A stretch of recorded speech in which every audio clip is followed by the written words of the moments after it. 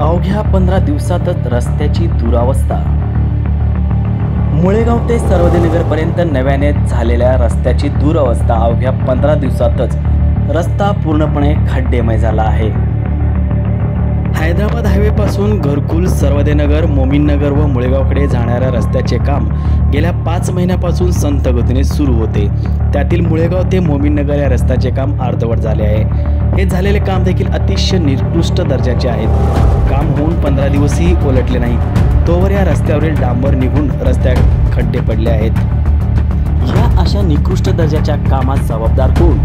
सार्वजनिक बांधकाम विभाग की ठेकेदार?